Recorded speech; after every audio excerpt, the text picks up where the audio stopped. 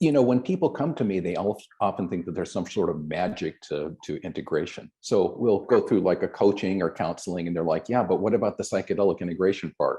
Kind of like, well, this is the work that we do in psychedelic integration. And they're a little disappointed because they think there's some sort of voodoo magic, some spiritual thing that's going to descend on them, or that they can take the psychedelic effects with them afterwards. Like, oh, I want to have that psychedelic experience. It's like, well, no, that's a state that you're in order to receive certain information, certain feelings, certain things that can be given to you by the substance, but that's not what you take with you.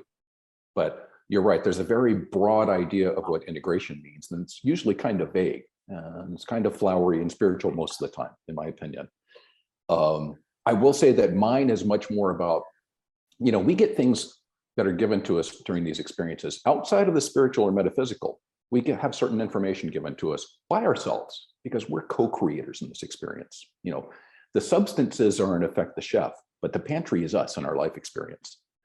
All of this information that comes to us during these experiences comes from our past experiences. We get ideas about maybe what we should do. Like, I should really make up with that person. I should do this in my career. I should make this move.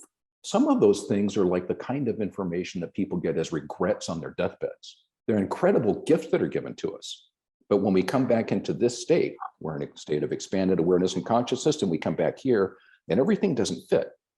We still have that information, but our ego kicks in, our fear kicks in, our emotions kick in. We're like, I'm good not making up with that person. I don't need to tell that person I care about them. I don't need to make that move right now. I think I'm okay where I am, because we can suppress things.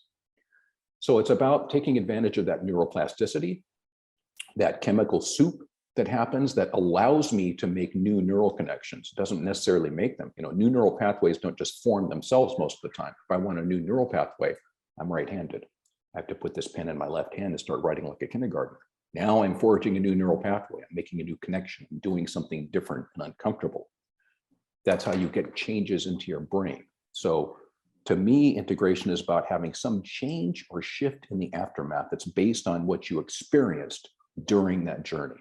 It might be spiritual, it might be personal, it might be psychological, it might have to do with your business. There are a million things, but you get something from that. It's not always easy to determine what that message was, because psychedelics speak to us in very unusual ways, because we all have blocks built up against words. If I don't think that I'm worthy of love, literally everyone around me can tell me that I am, but I don't believe it.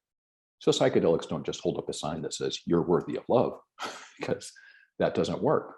They might play games or simulations. They might tell us a story. They might use metaphor or myth somehow, but they do get messages across to us.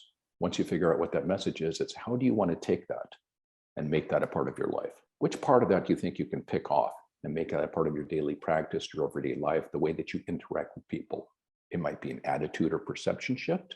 It might be an actual behavioral change. It might be setting a boundary. It might be making a significant change in your life somehow. But we can figure out what that is and then figure out where do you want to go from there. Understanding that it's probably going to be a little bit uncomfortable because energy wants to go the way that it's always gone. Yet somehow when it comes time to make that change, we think, maybe I shouldn't do this, as though we've gotten new information. So we have to understand that going in, that there's going to be a little resistance and a little discomfort. We talk about being outside our comfort zone. That doesn't just mean jumping out of a plane or speaking in front of thousands of people. It can also be setting a boundary with someone that's very uncomfortable. So these are the things that we might do in the aftermath of a psychedelic experience to help us take something we got from the experience and make it part of our lives and make us feel more full, more ourselves, because that's what the substances want us to do. They want us to be more us.